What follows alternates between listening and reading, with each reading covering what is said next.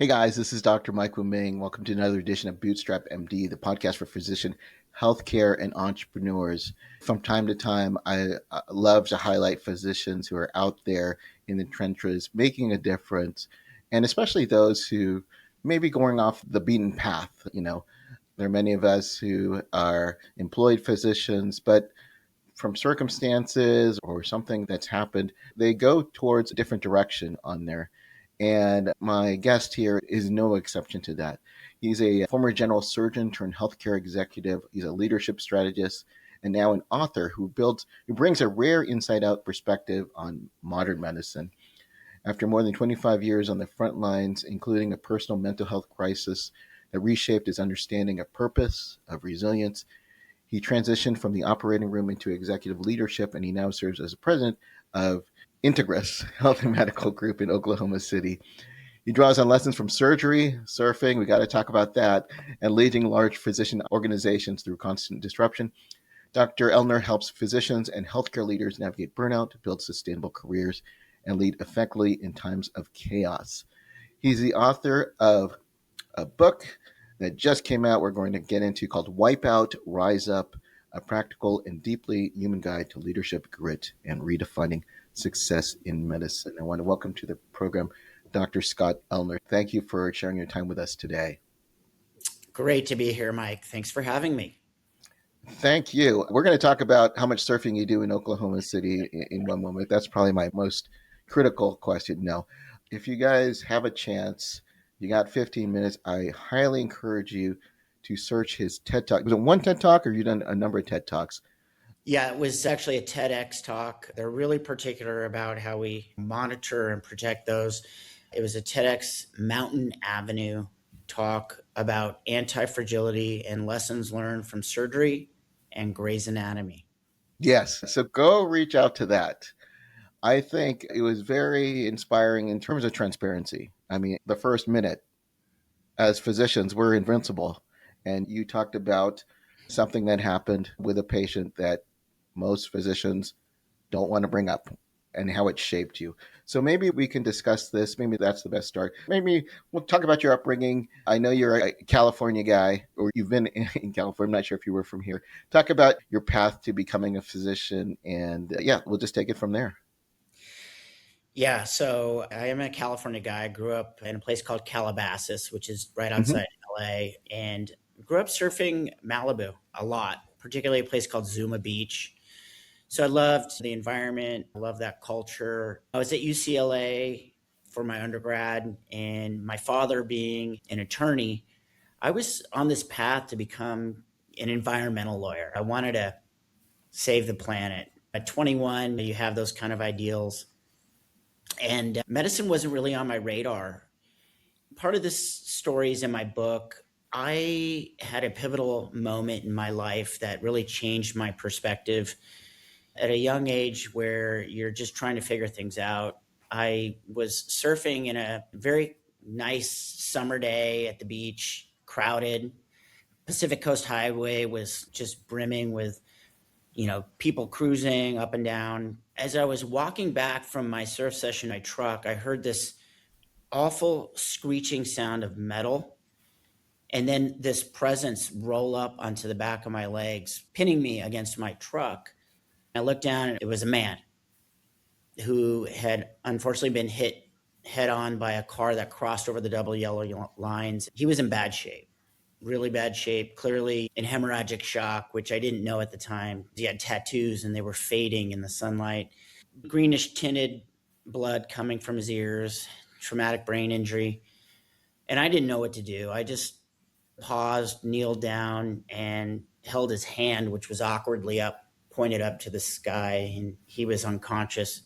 Next thing I know, this car pulls over on the side of the road, and this woman comes out, very calm, composed, and she had grabbed a lifeguard's tray and intubated him right there in the middle of the highway, saved his life.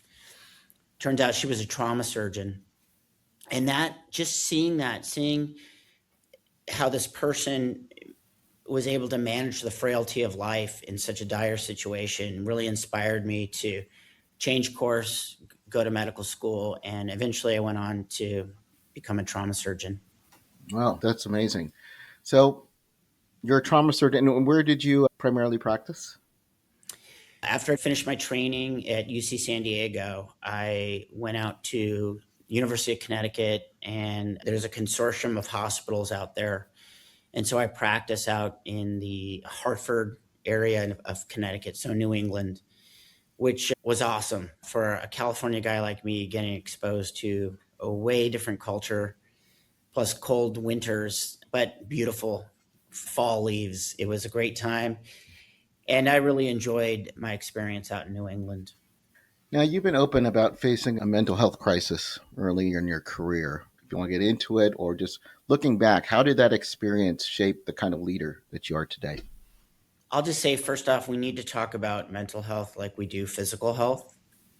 It's really important that we ensure that we're caring for how we view things. Every day brings us stressors, especially in healthcare. We deal with stressors probably more than anyone else in any other industry. And so, what you're referring to, I had one of those nights where you just feel like, why am I doing this? What's my purpose? Feeling a sense of loss, frustration, cynicism. A lot of the feelings many of us have felt when we deal with burnout. And I was on call dealing with a difficult patient. I had to go to the OR for something I felt was completely preventable, but this patient did what they did. And then I get a call from my fiance right before I'm about to go to the OR, and says, it's not working out. You don't have time for me. And, it's just felt like things were just crashing around me. And it's life, it's adversity. But I didn't realize that at the time. All I could feel was just this weight. And I had real feelings of, maybe I should just end it. What's the point? And fortunately, I had someone reach out to me at the right time who cared about me, who got me excited about something totally different from what I was focusing on at that moment in that dark place. And it brought me out of it. But knowing that there's always that potential, I've worked very hard on managing through these emotions. If they ever feel like they're creeping up, I really practice a lot of meditation and mindfulness, which has been very helpful for me. Yeah, I do the same every morning, even when I don't want to or I'm busy and I know like I'm trying to put out 10 fires. By the time 8 o'clock turns around and we're getting these calls, I run a practice and nurses call, etc. At least at 5 or 5:30 in the morning, I'm an early bird. That's my time to just feel that, have gratitude. What is my purpose on here? Thank you for being transparent and thank you for sharing. I know you go a lot of this into the book, which I think would be very helpful for other physicians who may be having similar challenges. How did that reflect on your career as a surgeon? A lot of empathy. There are going to be times when things don't go right in your career, when you may have an outcome that leads to a complication. I have had moments where you start to question, are you good enough? What if you get called a peer review, or you're called out at morbidity and mortality conference? How do you manage through those feelings of shame, guilt? Historically, I don't know if this happens as much in residency anymore, but it was pretty rough back when we trained, when, you were pimped in front of your peers. You were sometimes made to look stupid, yelled at. And so I really worked on becoming a better person, a better leader, a better physician. And that's my goal. My purpose is not just to be a good surgeon, not to be just a good leader, but a good person. And so that's always leading with empathy, presuming good intent. If somebody does something harmful or wrong to me, I ask questions first. Or if they act badly, maybe something's going on in their life that I don't know, and that's why they're acting the way they do. It's hard, right? Because a lot of times we want to respond, or we want to react, not respond. But I really try to take that time to just think first. Right. Oftentimes, for a lot of us, the buck stops with us, right? So if there's an issue or a complication, we have to be accountable. And you discuss about anti-fragility, and we can delve into this. Especially, I assume you're kind of similar with me. The resources that they have now, like burnout wasn't a word. It was just like you just suck it up. You just put more work into it. You just take more call and more demands in there. And if burnout means you are less of a physician, right? I mean, that was the mentality, or at least as I perceive the mentality that most of us had, I guess, back in the day. I don't know if you've had something similar to that, but that's what, unfortunately, my training was a lot of that was that you weren't working as hard as the others. Yeah, I didn't really know about the term burnout until after I was already practicing as an attending physician. And, it makes sense. It's how our culture was developed through the social transformation of healthcare in America. It wasn't until recently, even before COVID, the notion of resilience, and I'll call it resilience 2.0, really came to my mind. Resilience 2.0 is another term for anti fragility, which I give the description. Resilience is you get knocked down, you get right back at it. Anti fragility or resilience 2.0 is when you get knocked down, we experience adversity, and then we step back, we say, wait a minute, what can I learn from this? How can I be better? And then you get back at it. So, stress, volatility, chaos, the things that are going to impact us that through change, how can you become more hardy? And that's anti fragility. So, I really like that term or resilience 2.0, and that's really helped me. And when I talk to the younger generation of physicians coming through, I want them to know that, if anything, embrace the chaos. You're going to be better for it because it's always going to be there no matter what. Healthcare is going to be difficult, it's going to be hard, and you chose this path, and you got to figure out, is there another path, maybe within healthcare or outside of healthcare, but embrace it. So you chose an interesting path. You went from being a general surgeon, now you're the president of a very large physician group. Was there a moment you realized that maybe staying purely clinical was not the right path for you, or you wanted to do something different? What kind of led you to that destination?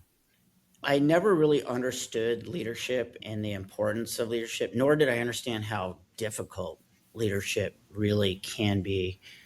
I was thrust into my interest in leadership because of my passion for patient safety and then quality. I was getting really involved with looking at outcomes. And from there, I realized that to change behavior, to modify or influence people's actions, you needed leadership. You can't just tell people, hey, you got to do this differently. You got to go on the ERAS protocol. You got to use this medication now, especially physicians. The interaction with working with physicians who are very intelligent, top 1% achievers, you've got to be able to influence differently. And so that led me into leadership. Ultimately, I went back, got more training, and you can become a better leader. You're not born that way, just like you can become better at emotional intelligence. And eventually, I was asked to do more and more, get involved with committees, running our surgery service line, running the medical group. And then at some point, I said, okay, I've done about 10,000 operations. I love operating, but I can't be two places at once. It's not fair to the patient. And so I made that decision and ultimately flipped over. Now, I do go to the OR and hang out and watch and observe because I do miss the clinical part, but I love what I do as a leader and the impact I can make. So, for physicians who are considering leadership roles, you said we're not born to be leaders, but we can become leaders. What capabilities do you think they should start building now? Maybe that we didn't get in medical school. Let me preface that by saying don't go into leadership because you're burnt out, because you'll be burnt out in leadership. The capabilities from leadership are to be an effective communicator. And one of the best ways to gain influence is to be an active listener. Ask questions, We talked a little bit about reacting versus responding.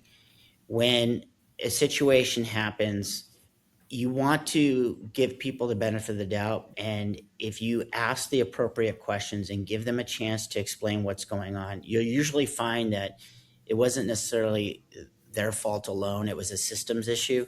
And I think a very powerful way to gain influence is to build that trust. So you've got to be able to effectively communicate, build trust, show empathy, and be humble. I love that. I want to change gears just a bit because before we came on the call, we discussed my audience, and many of them are investors, entrepreneurs. And you said you've had some experiences in the VC route. Why don't you tell me more about that? Yeah, what's really exciting about healthcare is there's always the innovation that's out there. And it was very clear to me as a leader, I was actually the CEO of a health system at the time.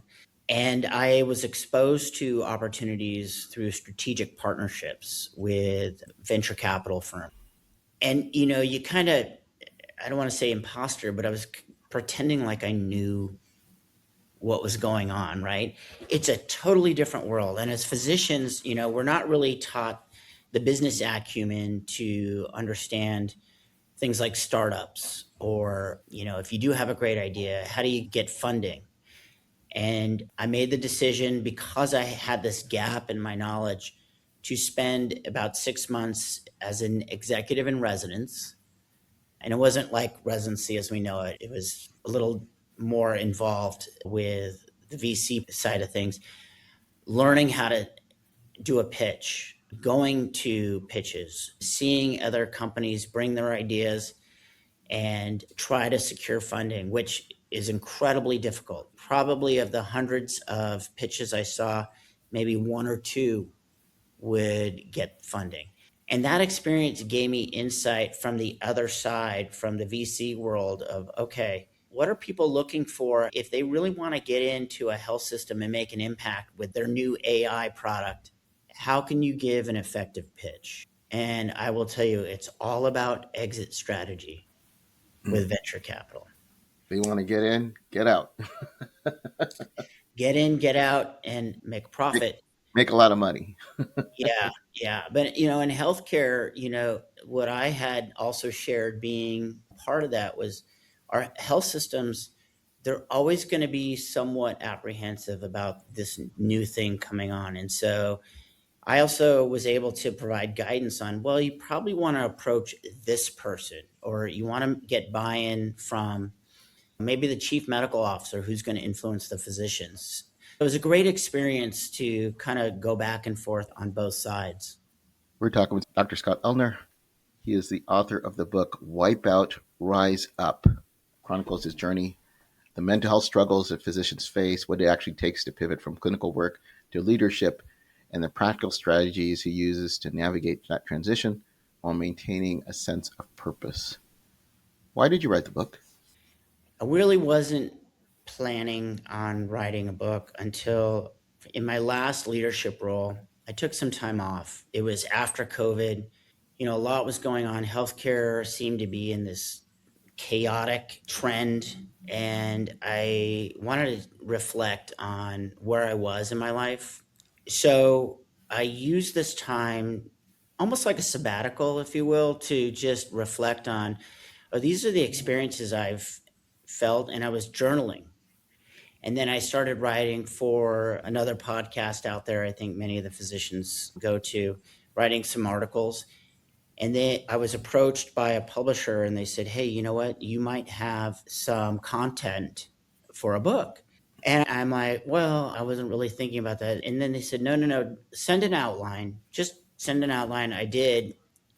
And then as I was working through it with my editor, they came up with the idea, because I talked about surfing, that surfing could be a really great metaphor for the trials and tribulations of doing things that are uncomfortable.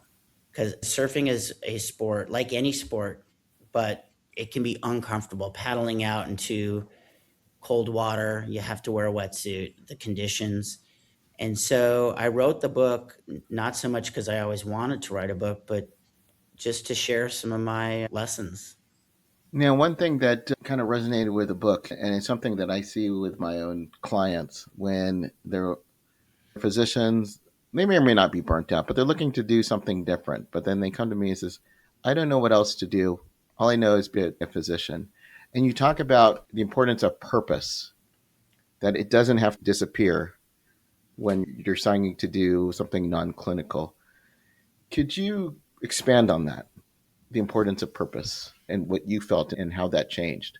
Because I'm sure you may have had similar feelings that many other physicians have out there. Yeah, I know what you're referring to and why purpose is so important. Somebody told me recently that they asked me actually, what's the number one addiction right now? And, all these things go through my head, substance abuse. And I said, I don't know. And he said, identity. People are obsessed with their identity. You see it on social media, you see it with likes and influencers. I realized that my identity was wrapped up in who I was as a physician or a surgeon. And in order to move away from that, I had to really reflect on, well, what is my purpose? My purpose wasn't to necessarily operate on people. Yes, it was to make an impact and make them better, but it was to be a good person, to find ways to contribute and to do some things that really fulfilled my passion. And my purpose is to what intimidates me, motivates me. That's my passion. And so that's how I find purpose. I love it. It's that quote that Eleanor Roosevelt says, do something every single day that you're scared of. And that's easier said than done. So I love that. This has been really illuminating. I wish we could discuss more. What's the best way if someone wanted to learn more about you and your work? Obviously, you have your book that's come out that you can pick up. Where can they go out and find more information about what you're doing in terms of leadership? I know you're working with other physicians. What's the best place to go to? You have a website, drscottellner.com, two L's, Ellner. And then I am also a senior advisor with Major Futures. It's a company that we work through leadership opportunities. And then, of course, my book is on Amazon and it is in a Kindle edition. I have not done the audio version. You got to do it. That's what I hear. But yeah, Wipe Out, Rise Up. And it's a surf session in pushing past limits, leadership lessons, and sustaining health. Scott, this has been very eye opening, and thank you for just sharing your story. I know it's going to be very beneficial. Yeah, please reach out to Scott, pick up his book, Wipe Out, Rise Up, a practical and deeply human guide to leadership, grit, and redefining success in medicine. Is any last minute thoughts before we end the call today that you'd like to share with our audience? I think just to fall back on the discussion we had with mental health, if you're ever concerned about someone, the best thing to do is just reach out to them if they seem off. I think that's something that really impacted me when I had somebody who cared about me reach out to me. So it never hurts to just say, hey, are you doing okay? Yeah, I love it. Thank you so much. And Scott, thank you for coming on to the call today. And thank you for listening. As always, as physicians, we're going to have our ups and downs. Do something a little each day to get you closer to your goals and keep moving forward.